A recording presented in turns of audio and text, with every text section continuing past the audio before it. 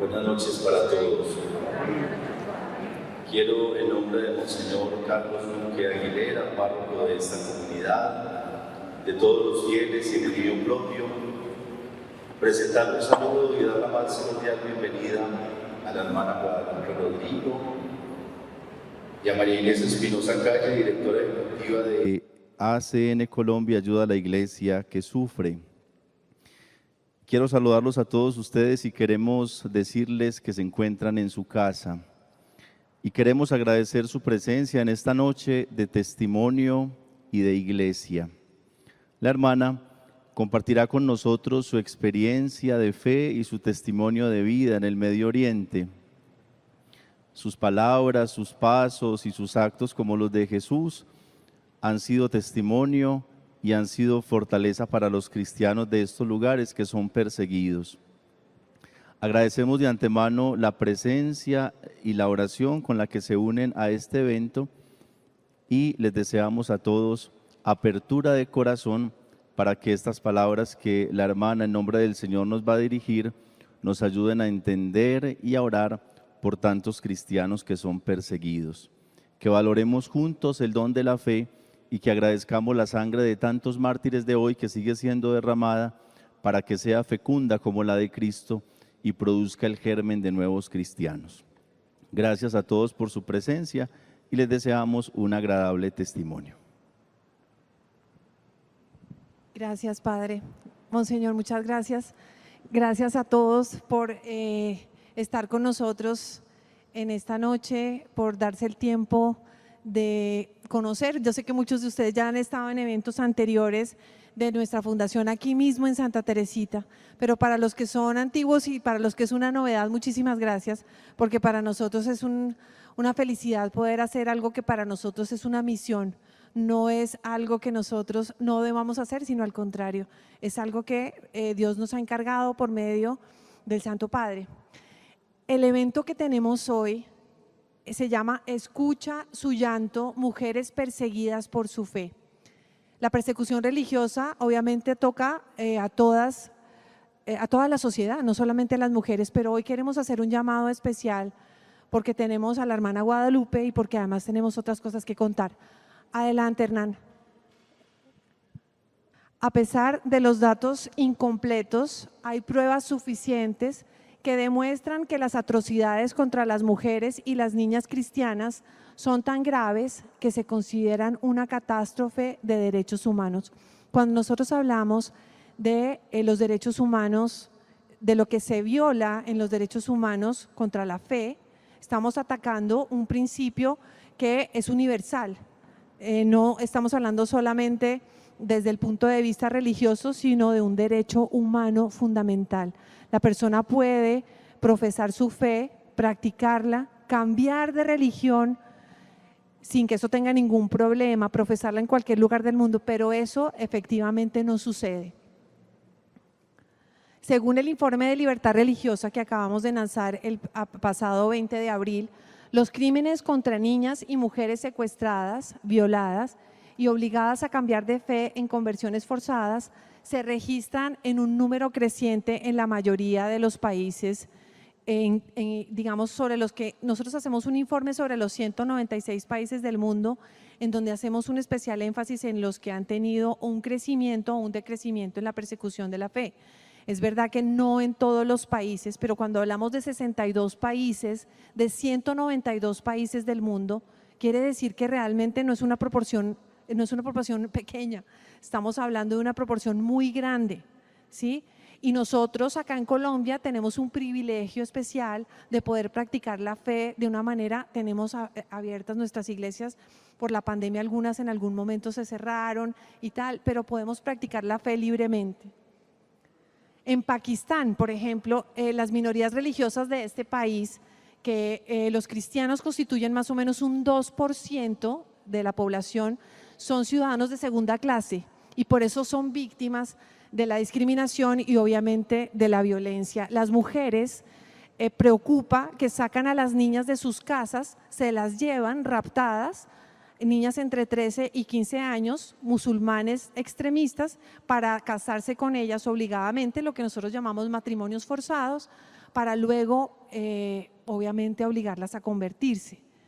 Y resulta que como no hay defensa, porque es un país que tiene una idiosincrasia y una cultura bastante arraigada en el tema musulmán, es difícil la defensa. Nosotros como fundación ayudamos a que estas personas tengan alguna defensa en estos países, gracias a los benefactores.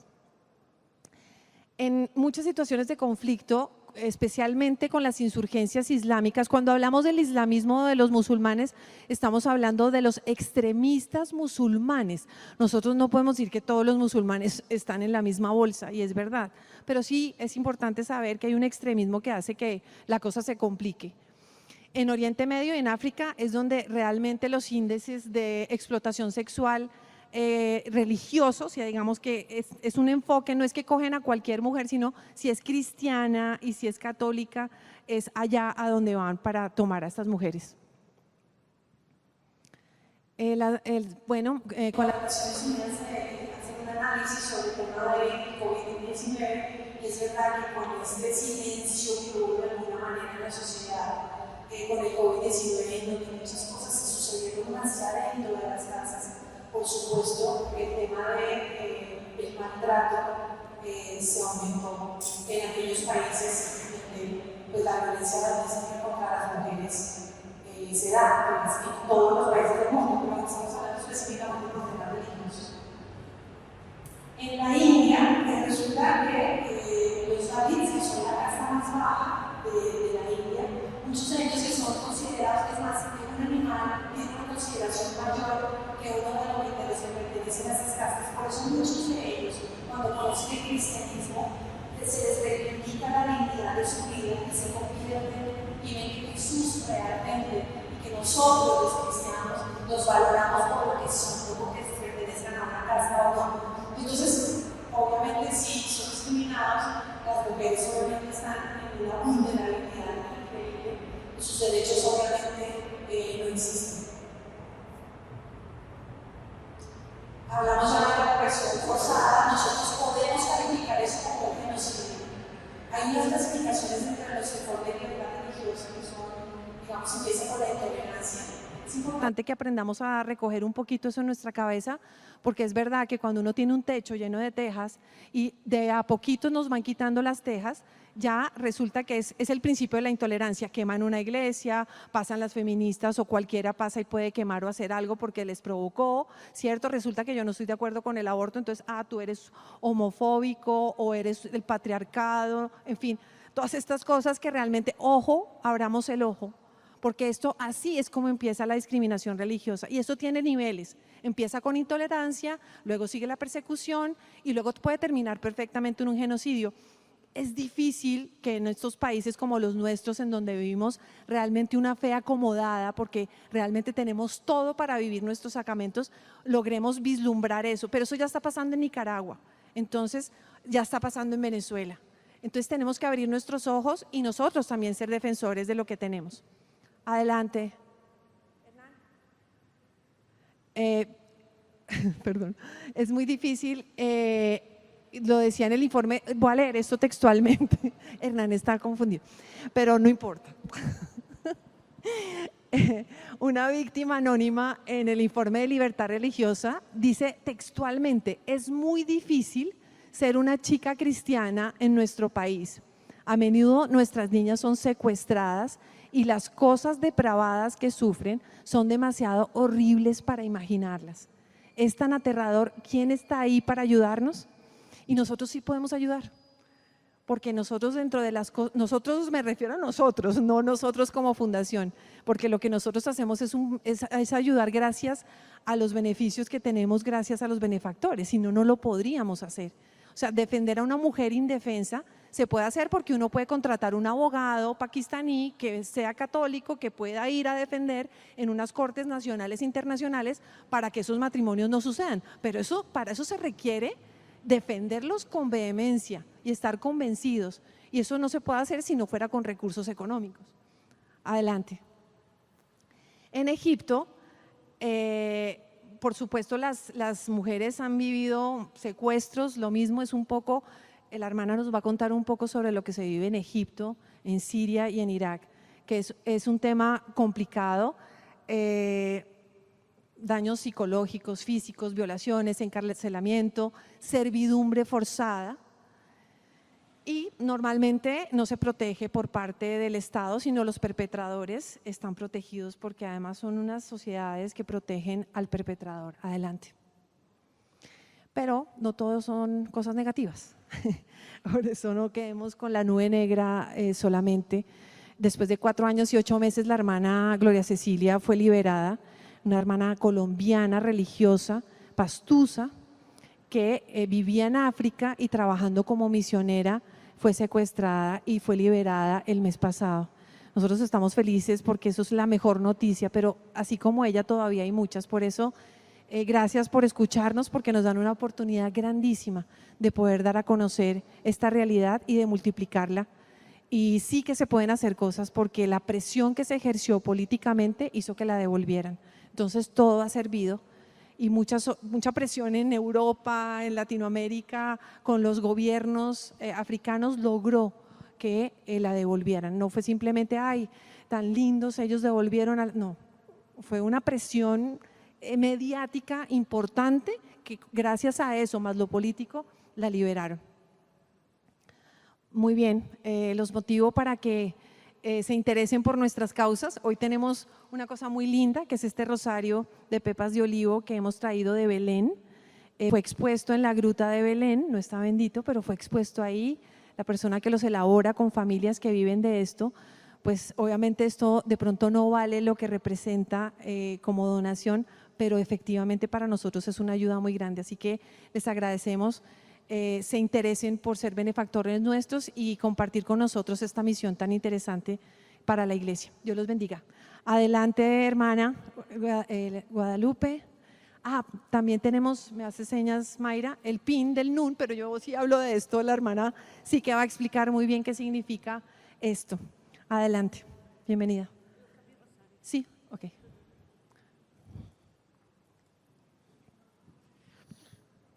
Buenas noches, bienvenidos, gracias por estar acá, gracias por querer escuchar este testimonio. Yo soy argentina, se dieron cuenta, yo soy argentina,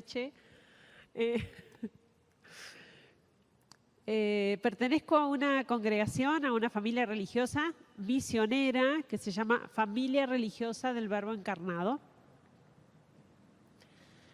Una congregación que nació en Argentina.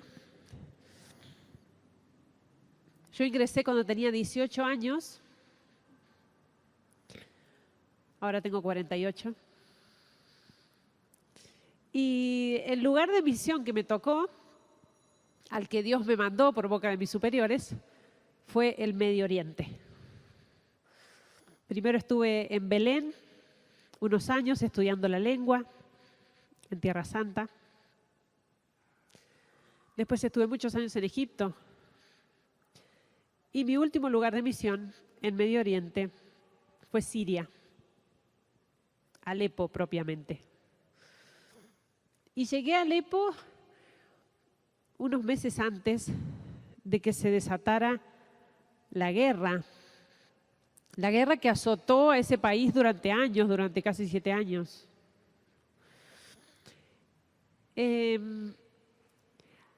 Alepo, la ciudad donde tenemos la misión, era una ciudad muy moderna, muy desarrollada, muy occidental. De hecho, era considerada en general en Medio Oriente como la ciudad occidental. De gente que vivía en mucho bienestar económico. Gente de clase media, alta. Siria en general, un país que económicamente no tenía problemas, muy próspero. Y Alepo, especialmente Alepo, un lugar de muy buen pasar. Entonces, tener esta ciudad y después verla en ruinas fue tremendo. Y la llegada de la guerra fue de un día para el otro. Casi que ni nos dimos cuenta cómo fue que llegaron y que ya teníamos a los terroristas sitiando la ciudad de Alepo. ¿Hernán? La ciudad de Alepo, ahí ven un mapita. Esa línea que ven rosadita, es la línea del asedio que hicieron los terroristas a la ciudad de Alepo. Los terroristas sitiaron la ciudad y estuvimos encerrados dentro de la ciudad de Alepo durante prácticamente un año, sin abastecimiento, sin insumos. Una ciudad de 5 millones de habitantes. Entonces pensemos una ciudad tan desarrollada, a la que no le faltaba nada, y gente entonces que de un día para el otro no tiene ni agua para tomar. Porque además de que no había insumos, los terroristas empezaron los cortes de electricidad y de agua. Teníamos luz 1 hora al día o 2 horas. Agua 1 vez por semana, por unas horas. Entonces, traten de dimensionar lo que significó para esta gente ese cambio. Y no estoy hablando solamente de la guerra, porque esto era guerra, los grupos terroristas sitiando la ciudad y bombardeando la ciudad, disparando desde afuera hacia adentro, permanentemente, día y noche. Pero pensemos en la miseria. Yo me acuerdo cómo en Alepo las señoras, las mujeres, las madres de familia, todas acostumbradas a tener sus empleadas domésticas, que normalmente eran filipinas. Había una comunidad muy grande de filipinas. Y entonces había casas en las que incluso había niveles para el servicio doméstico. Una filipina para la filipina. O sea, para que se imaginen el nivel de vida que llevaban. Obviamente mujeres que nunca pisaban la cocina, que no se ocupaban de los niños porque se ocupaba la empleada. Cuando ocurre esto, por supuesto, las embajadas retiran a todos sus ciudadanos. Se retira también la comunidad de Filipinas. Y las mujeres se encuentran en su casa, sin electricidad, sin gas, sin combustible.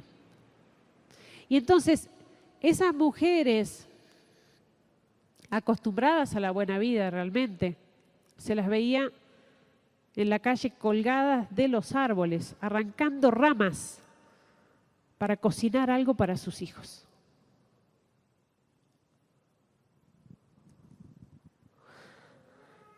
¿Qué pasa? El que siempre vivió pobre y ya su padre era pobre y su abuelo era pobre, ya tiene entrenamiento de pobre y se las arregla. Realmente se las arregla. Pero el que es rico y lo tiene todo al alcance de su mano, todo lo que quiere, y de un día para el otro se queda sin nada. El sufrimiento fue muy grande. Los bombardeos eran permanentes en la ciudad. Los barrios que eran especialmente atacados eran los barrios cristianos.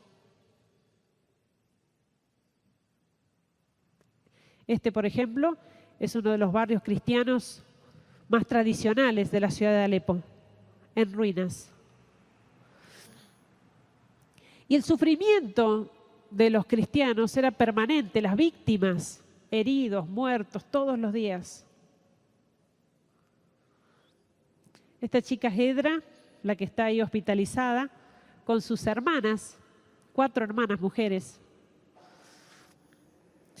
estudiantes de nuestra residencia de universitarias que tenemos ahí en Alepo. Le sucedió que un día cayó un misil apenas a 50 metros de nuestra casa. Habíamos recibido ataques muchas veces, pero ese fue quizás el más duro, el más cercano, el más tremendo. Muchísimos muertos, unos 400 muertos, muchísimos heridos. A ella especialmente no la encontrábamos en el momento de la explosión, que todo era un caos, la iglesia había sido muy dañada, nuestra casa también, al lado de la iglesia. los heridos, el polvo, los vidrios, los escombros, todo un caos, y la buscábamos a Hedra porque no la encontrábamos entre las estudiantes. Y en un momento la veo en uno de los bancos, acurrucada, despeinada, blanca de polvo. Venía de afuera, había estado en la explosión, pero se había salvado. Le digo, bueno, estás viva. Pero ella decía, me duele mucho el brazo, y lloraba y gritaba, me duele mucho el brazo. No es nada, o sea, estás viva. Ya va a pasar, no te preocupes. Y la quise levantar para llevarla afuera. Me llamó la atención que el abrigo que llevaba lo tenía todo abierto detrás, rajado. Entonces cuando le miro bajo el cabello, tenía un hierro clavado en la espalda. Un hierro que le sobresalía del omóplato.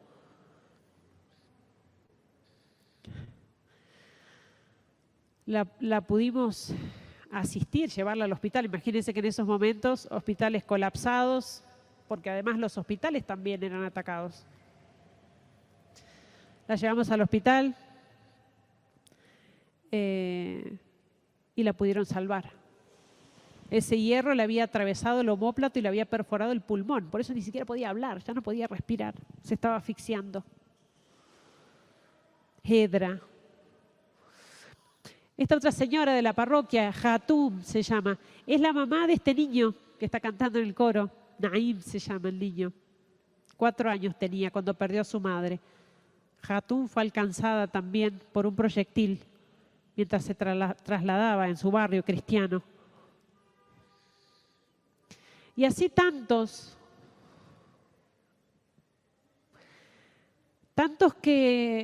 historias, tantas historias que es cierto que son trágicas y tremendas, pero al mismo tiempo edificantes. Esta mujer, Amal, Amal significa esperanza en árabe. Esta mujer tenía 4 hijos y perdió uno en la guerra. Resulta que este muchacho, Naum se llamaba, había sido ingresado al hospital para hacer una intervención quirúrgica muy sencilla. Estaba esperando que le dieran el alta, estaba con su mamá, con Amal. Y empieza la lluvia, como le llamábamos allá, cuando empezaban la caída de proyectiles, uno detrás de otro en barrio cristiano.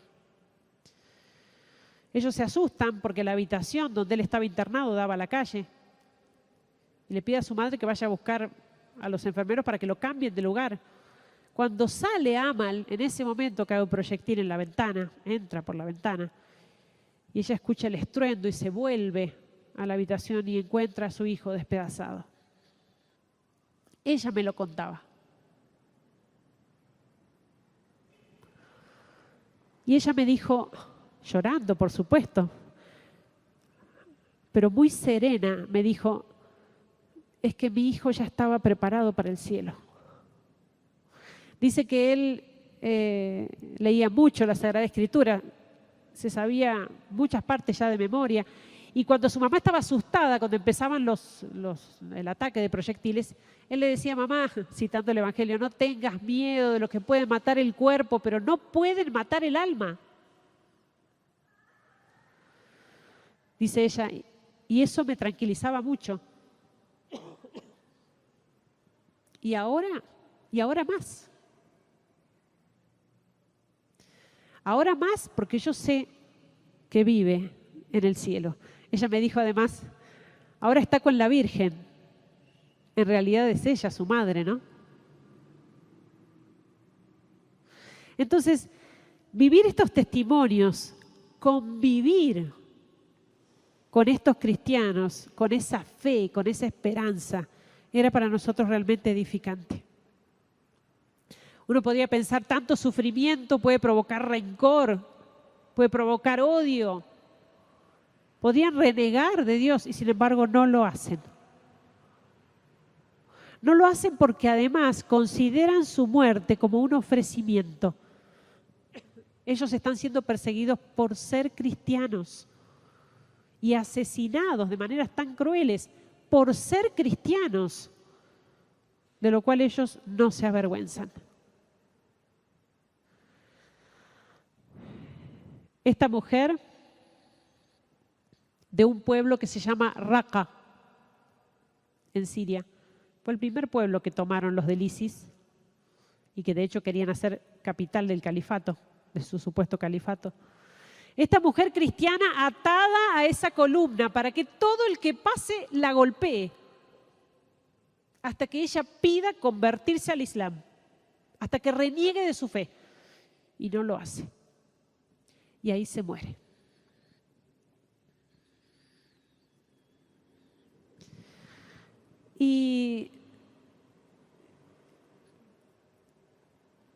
Como comentaba María Inés, es impresionante porque estamos hablando de mujeres que de aquel lado, en Oriente, son especialmente vulnerables y débiles. Por la misma situación que viven, por la presión del Islam. Y sin embargo, mujeres con esa fuerza y con ese valor. Yo había vivido en Egipto situaciones parecidas de niñas, como bien lo decía María Inés, secuestradas para casarlas por la fuerza, de adolescentes que después de secuestradas les echaban ácido en la muñeca para borrarles la cruz. Porque en Egipto los cristianos se tatúan la cruz. Y lo primero que hacen los yihadistas al secuestrar a una niña cristiana es quemarlas con ácido para borrarles la cruz. Y esto se da así en muchos otros lugares. Pakistán, como bien decía María Inés, esta niña que está escondida desde hace tiempo porque la está buscando un musulmán para casarla por la fuerza. En lo que va del año, en Pakistán, unas 21 niñas han sido secuestradas para casarlas por la fuerza. O lo que pasa en Nigeria. Nigeria tremendo con el grupo de Boko Haram. Estas mujeres a las que se les corta la oreja por escuchar la Biblia.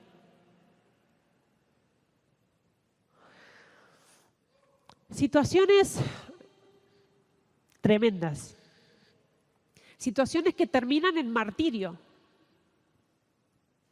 como nuestros mártires egipcios en Libia. Pero un martirio del cual ellos están orgullosos. Porque no crean que estas personas viven con miedo, asustadas o renegando del hecho de ser cristianos y tener que pasar por esto. Los cristianos en Medio Oriente consideran el martirio como parte de su programa de vida cristiana. Es como la coronación de su vida de fe. Hay que dar testimonio de Jesucristo y probablemente lo tengamos que hacer con la vida misma. Y por eso se preparan. Se preparan ya desde muy niños para el martirio. Y se preparan con alegría. Porque en definitiva no es que están eligiendo morir, están haciendo una opción de amor.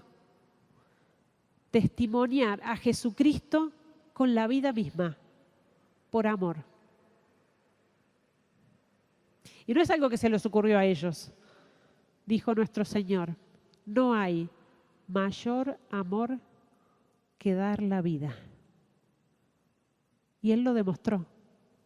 Y por eso los cristianos perseguidos, los mártires, son el reflejo, la continuación de ese ofrecimiento de Cristo en la cruz. Ellos son ecos de la misericordia de Dios, de esa misericordia que se desbordó del corazón de Jesús agonizante.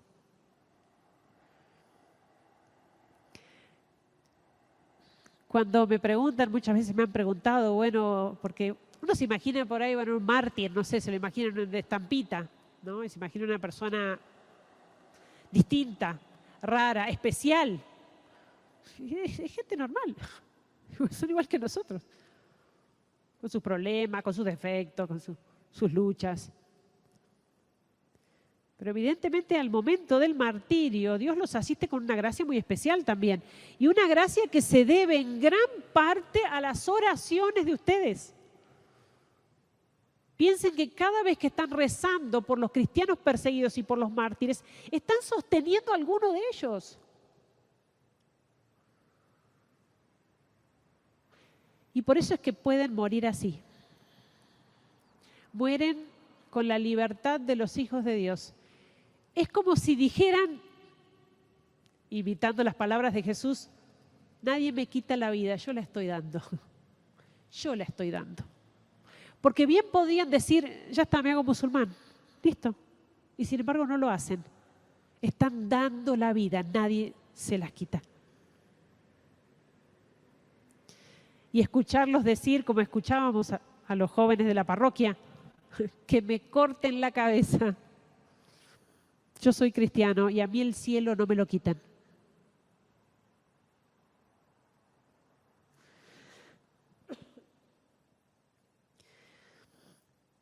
Y el testimonio, quizás uno de los testimonios más fuertes que yo me traje de allá, fue ver que en semejante sufrimiento y dolor de la guerra, de la persecución, se vivía la alegría. Se vivía semejante alegría. Miren esas caras.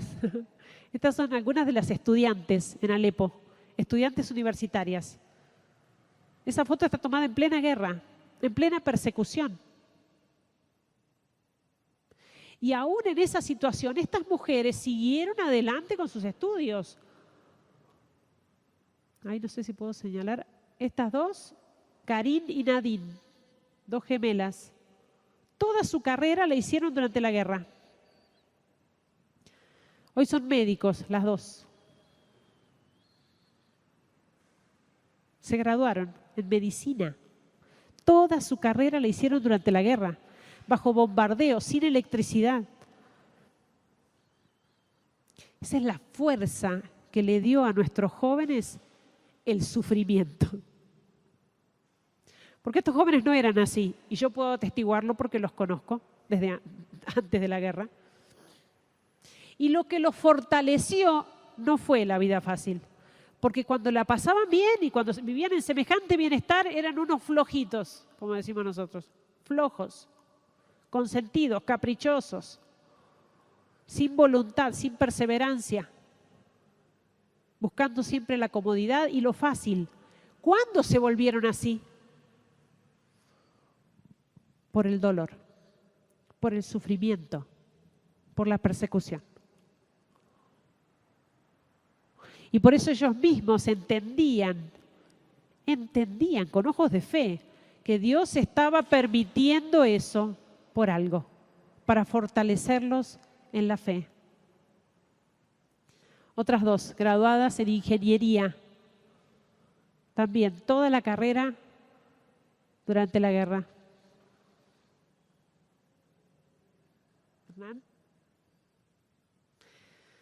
Aquí, por ejemplo, un ejercicio espiritual, hicimos varias tandas, pero el ejercicio de mujeres fue muy nutrido. Todo un ejercicio espiritual ignaciano que hicimos en los sótanos del edificio, que era donde vivíamos. Un ejercicio espiritual del todo particular, porque la música de fondo no era el silencio, ni tampoco estar en la naturaleza, sino que eran las bombas y las explosiones. Y sin embargo hicieron sus ejercicios y varias tandas de ejercicios espirituales. Miren esos rostros, miren esa alegría.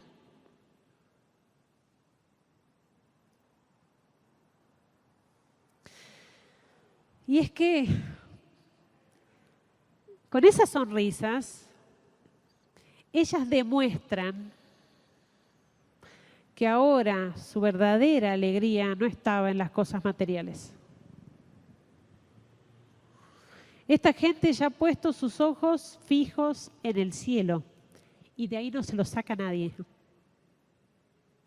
Y eso es lo que les da esa alegría imperturbable, profunda, permanente. Alegría y libertad a la vez. Esta niña, esta jovencita, Kayla se llamaba, americana, no era de allá, americana, voluntaria. Ella fue secuestrada por el Estado Islámico. Estuvo desaparecida durante 18 meses. Su familia no tuvo noticias de ella. Fue, por supuesto, hecha esclava de uno de los jefes del Estado Islámico, de varios, torturada y finalmente asesinada.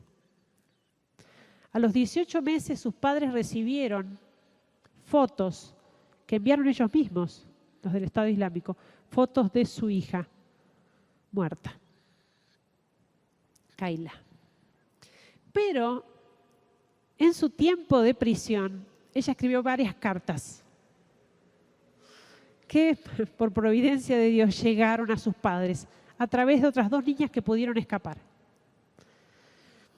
En una de esas cartas, Kayla le decía a su mamá: en definitiva, es lo que siempre me enseñaste. Dios es todo. Dios siempre está.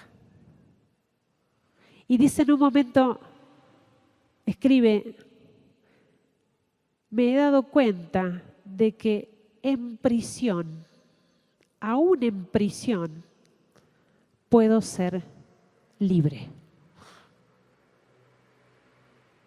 Aún en prisión puedo ser libre. ¿Cómo puede decir que es libre alguien que ha sido hecha esclava del Estado Islámico con todo lo que eso significa? Y que fue prisionera 18 meses. Ella dice que era libre. Y es que nuestra esclavitud, nuestras esclavitudes, no son de 4 paredes. Lo único que realmente nos esclaviza son nuestros vicios y nuestros pecados. Es lo único que nos esclaviza. Nos esclaviza el demonio cuando nos hace caer. Y por eso, quien tiene el corazón limpio y preparado para la muerte, ya es libre.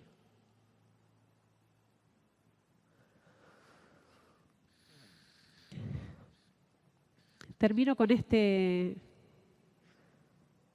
anécdota de esta chica de la parroquia que se llama Nadine, muy joven, con 2 niños chiquitos. Ella iba a misa todos los días durante la guerra y llevaba a sus niños todos los días a la Eucaristía. Su marido tenía una empresa muy grande con unos 200 empleados. Apenas empezó el asedio de la ciudad de Alepo, su industria, su empresa fue destruida. Perdió todo, todo. Ya se había cambiado de casa 3, 4 veces por los bombardeos, a casa de alguna amiga, de alguna pariente. Perdió a su padre en la guerra. Y ella me decía un día, que estábamos conversando, ella me decía: hermana, esto que le voy a decir va a sonar raro. Pero estos años, estos últimos años, los años de guerra, son los años más felices de mi vida. ¿Cómo puede decir eso una persona que lo perdió todo? Los años más felices de su vida. Y ella agregó: porque ha sido a causa de la guerra y de la persecución que yo me acerqué plenamente a la vida de la gracia. Confesión frecuente, misa diaria, adoración. Ella y su familia, viviendo en gracia de Dios. Y por eso puede decir, a pesar del sufrimiento, son los años más felices de mi vida. A mí lo que me dijo no me resultó extraño, porque para mí los años más felices de mi vida fueron los de Siria. Así que yo coincido con ella. Es tremendo esto. Pero es que el testimonio de los mártires es tan fuerte, tan movilizante, que llega un momento que a uno ya le da santa envidia. ¿Por qué yo no? ¿Por qué yo no?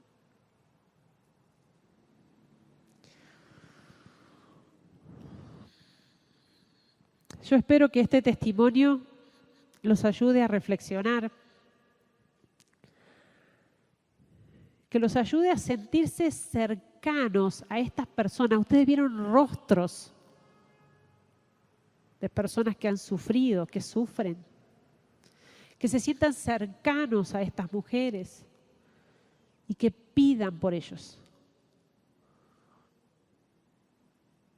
La Fundación Ayuda a la Iglesia que Sufre se ocupa muy bien de esto. Ciertamente ellos sostienen materialmente a la iglesia perseguida, pero en primer lugar siempre lo que piden es que se rece por ellos. Rezar por los cristianos perseguidos. Nos necesitan. Y necesitan de la difusión. Hoy lo tenemos al alcance de la mano, literalmente. Un clic, difundir esto, hacerlo conocer. Tienen que involucrarse con esto. Somos hermanos, son nuestros hermanos derramando su sangre por Cristo. Y son hermanos que esperan de nosotros también,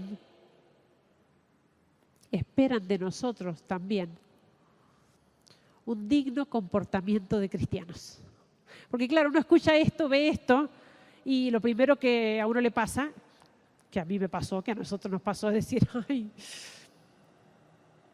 ¿y yo me digo cristiano? ¿Estoy viviendo así? ¿Estoy dispuesto a manifestar mi fe, cueste lo que cueste? ¿Estoy dispuesto a defender los valores morales, la vida, la familia, la santa fe católica, la iglesia, la Santísima Virgen? ¿Estoy dispuesto a defenderlos? ¿Estoy dispuesto a pasar por lo que sea? Y si nos ponemos a pensar es mucho, digamos, es mucho menos de lo que pasa allá, ¿no? Bueno, se me pueden burlar, no sé, discriminarme, insultarme, no sé. Es mucho menos igual que ser enterrado vivo, así que tampoco es tanto lo que se nos pide. Hace falta un testimonio valiente de los cristianos. Y en Occidente el testimonio de los cristianos perseguidos está sacudiendo corazones. De cristianos que se deciden por fin a despertar y a vivir plenamente la identidad de cristianos. Porque ellos son perseguidos allá, pero la persecución es para todo cristiano. Porque Jesús dijo, me persiguieron a mí, los van a perseguir a ustedes.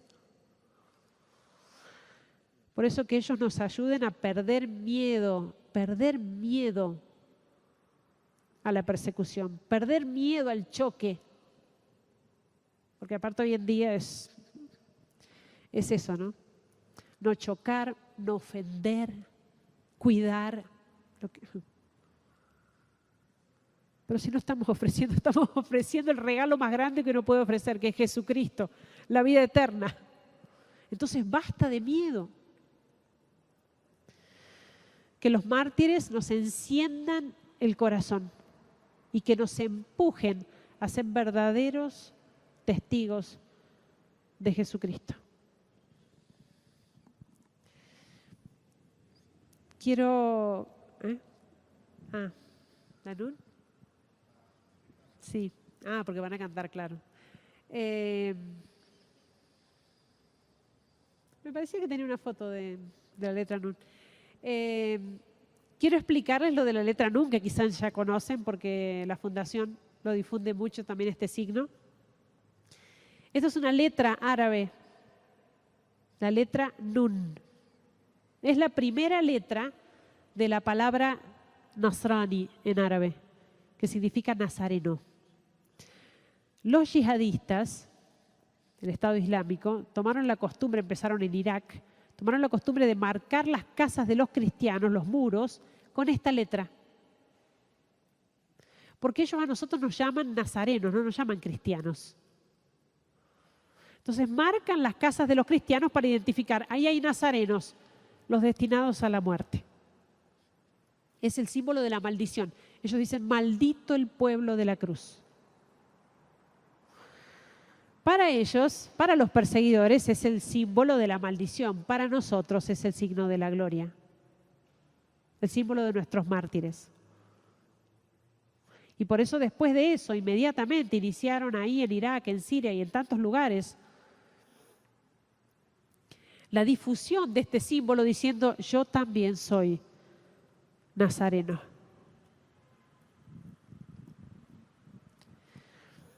Que los nazarenos originales de Medio Oriente nos empujen a ser nazarenos. Cuando yo volví de Argentina, de Siria a Argentina, a fines del 2014, que yo volví por una cuestión de salud de mis padres y de mis hermanos y sobrinos, eran varias cosas que pasaron en casa, y mis superiores me hicieron volver de la misión, y yo no entendía por qué me tenía que volver. Empezó esto de dar testimonio desde el 2015, en Argentina y fuera de Argentina. La fundación inmediatamente me empezó a llevar a España, México, para dar testimonio, para contar esto. Y empezó a surgir un grupo, un movimiento espiritual que se llaman nazarenos. Y son laicos de todo el mundo, empezaron en Buenos Aires, pero los hay en todas partes, acá en Colombia también. Se dicen nazarenos porque rezan por los cristianos perseguidos y difunden esta causa. Por eso los invito también a sumarse, a recordar a nuestros hermanos. ¿Puedo cantar ahora? ¿Puedo cantar el Bajo tu amparo? ¿Sí? ¿Y después cantan ustedes? Bueno, entonces yo para cerrar canto a la Virgen en árabe. Es una oración, es la oración Bajo tu amparo, que conocen, supongo, ¿sí? Bajo tu amparo nos acogemos, Santa Madre de Dios. No desoigas las oraciones que te dirigimos en nuestras necesidades. Antes bien, líbranos de todo peligro, oh Virgen gloriosa y bendita. Bueno, entonces esta oración, la hicieron canto allá en Medio Oriente, en árabe, y es uno de los cantos más tradicionales. Allá entre los cristianos, que ellos cantan con tanta devoción. Acá me dice Diego que lo vamos a cantar enseguidita. Les acabamos de dar una oración que tienen en sus manos. Ahora yo no tengo gafas, hermano, yo no veo. Dice, oración del buen pastor. ¿Rezamos? ¿Tienen la oración?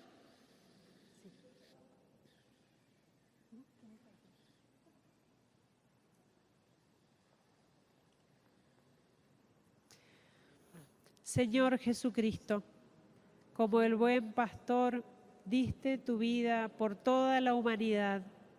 Tú nos has llamado personalmente a cada uno de nosotros para servir a los cristianos que sufren y son perseguidos. En ellos, tú continúas tu pasión por la redención del mundo. Es una gracia llevar la cruz con ellos. Danos amor, valor y disposición al sacrificio para que podamos aliviar su necesidad y consolarlos. Llénanos con tu misericordioso amor, el uno por el otro, para que también bendigamos a nuestros enemigos y los perdonemos. Así queremos testificar con alegría tu presencia en el mundo, para que todos seamos uno y encontremos la plenitud de la vida en ti. Amén. Los que tienen una velita, vamos a prender las luces en este momento y vamos a pasar las luces. Mayrita, si quieres pasarle a la gente de una vez, los vamos prendiendo y la hermana entonces nos acompaña con la oración cantada a la Santísima Virgen. Y les damos muchísimas gracias por habernos acompañado. Terminamos con esta linda homenaje por los mártires, por las personas que han perdido la vida por su fe y por testimonios como el de la hermana, que misioneros como ellos, que hay varios acá, están trabajando por ellos para darles visibilidad.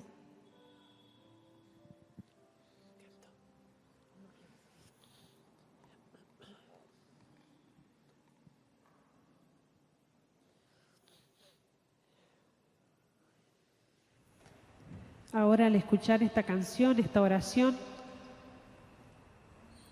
traten de imaginar que están escuchando a los cristianos perseguidos cantar. Y traten de unirse a su oración.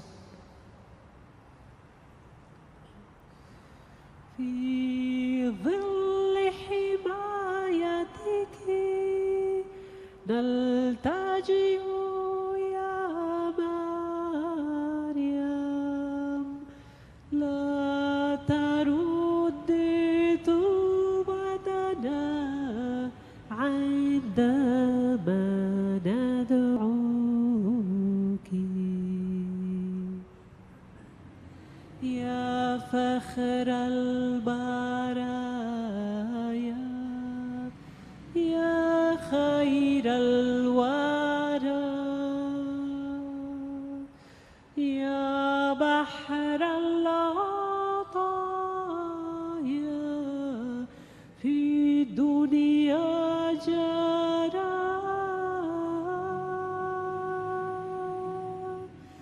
في ظل حمايتك نلتجئ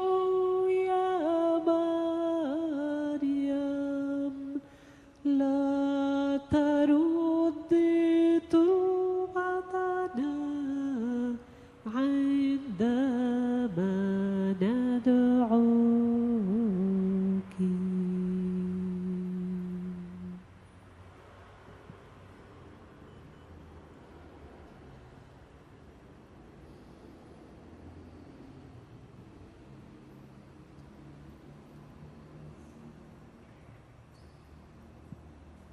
Con estas luces encendidas, yo los invito a que cierren sus ojos y entremos en una tónica de oración, como ya lo ha propuesto la hermana Guadalupe. Y vamos a pensar en todos los rostros que la hermana nos habló, tantas vidas, tantas experiencias, tantos proyectos que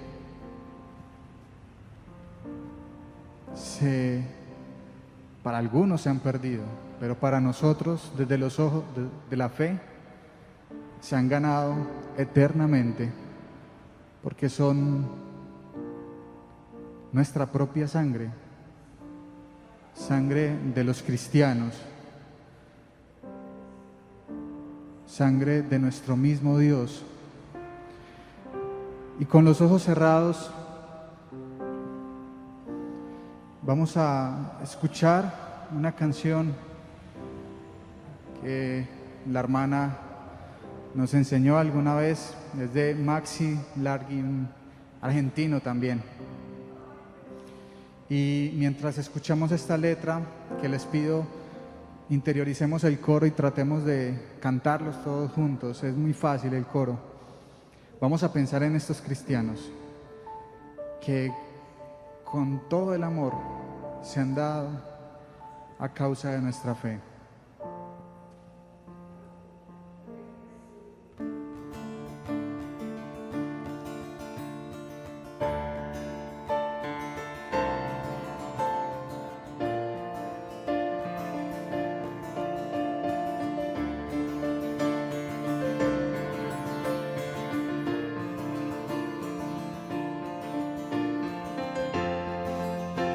Las arenas del desierto se han mojado con la sangre y las lágrimas de Dios.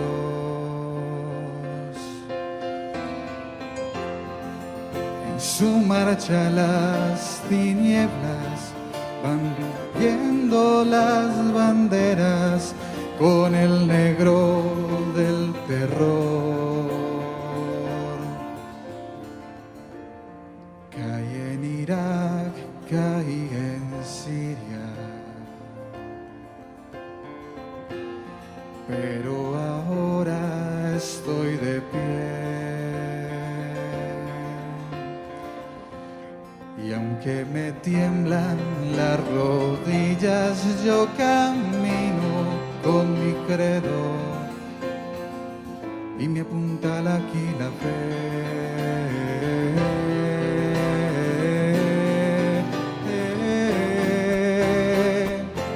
Soy nazareno, nazareno,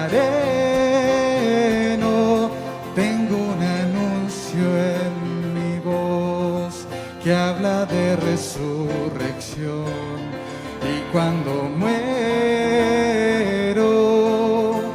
no muero, porque fui marcado con la letra Nun de mi alma por Dios.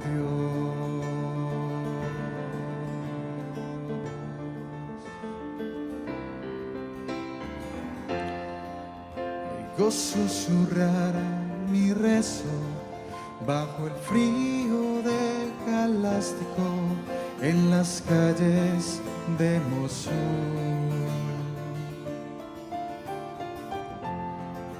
Mientras cargo con el peso de mis alas que extendidas han formado en mí una cruz.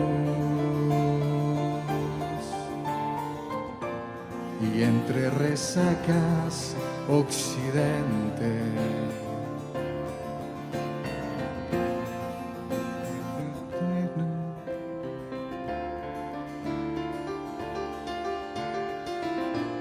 y aunque hasta el sol parezca ausente, veo pies sobre serpiente, veo el triunfo del amor.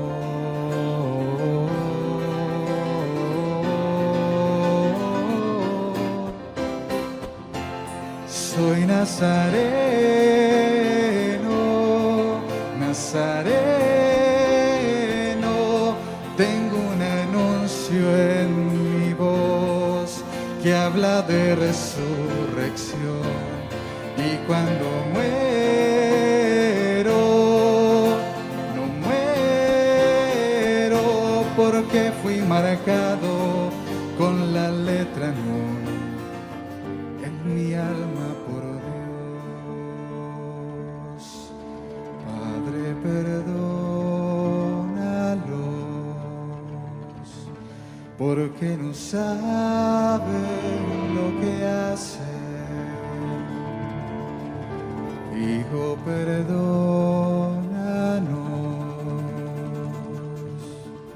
porque no hacemos lo que hiciste.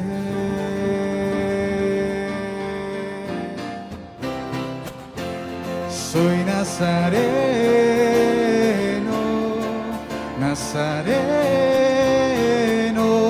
tengo un anuncio en mi voz que habla de resurrección. Y cuando muero, no muero, porque fui marcado con la letra Nun en mi alma por Dios. Soy nazareno, nazareno, tengo un anuncio en mi voz que habla de resurrección. Y cuando muero, no muero, porque fui marcado con la letra Nun en mi alma por Dios.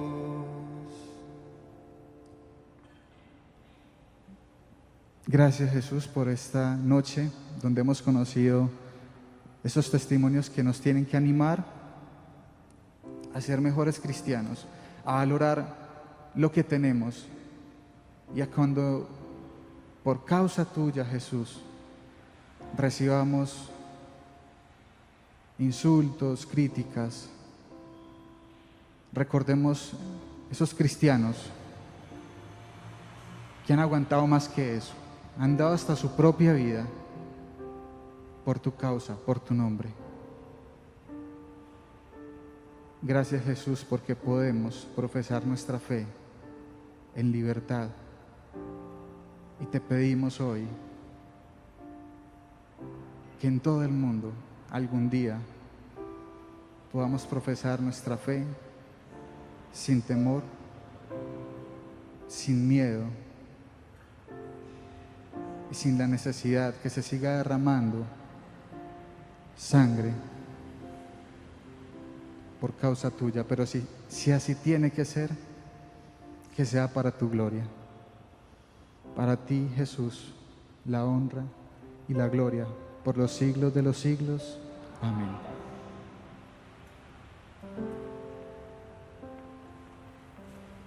Emocionante. Gracias a todos por la disposición, por el tiempo. Tengan mucho cuidado con las velitas cuando las apaguen para que la esperma no vaya a dañar el piso o las bancas, por favor. Gracias. Y bueno, creo que todos somos nazarenos en este momento los que estamos acá. Contamos con ustedes y nos veremos pronto, estaremos en contacto. Los que no nos hayan dejado sus datos y estén interesados en que les sigamos informando sobre estos temas, porque hay luz al final del túnel y podemos ayudar muchísimo a salir con ánimo, esperanzado, porque Jesús Cristo es Rey y Él es el que nos va a mover a nosotros los corazones y a los demás para servir a nuestros hermanos necesitados con mucha esperanza y amor. Buenas noches y muchas gracias para todos. Dios los bendiga. Hasta luego.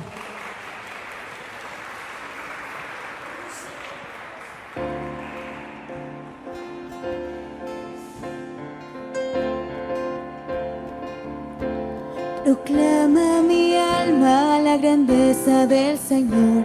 Se alegra mi espíritu en Dios mi Salvador, porque ha mirado la humillación de su sierva, porque ha mirado mi pequeñez. Las generaciones me felicitarán, porque el poderoso ha hecho obras grandes por mí. Su nombre es santo y su misericordia llega a sus fieles de generación en generación. Proclama mi alma, proclama mi alma, proclama mi alma, proclama mi alma.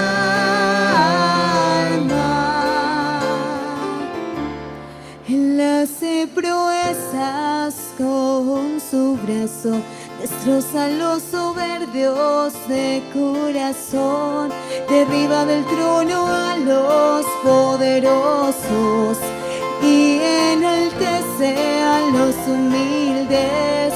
A los hambrientos los colma de bienes y a los ricos los despide vacíos, los despide vacíos. Proclama mi alma, proclama mi alma, proclama mi alma, proclama mi alma.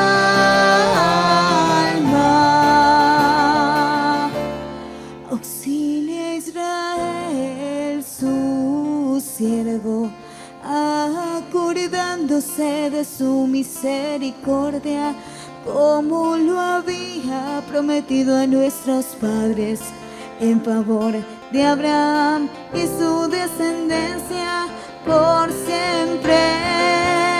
Proclama mi alma, proclama mi alma, proclama mi alma, proclama mi alma, proclama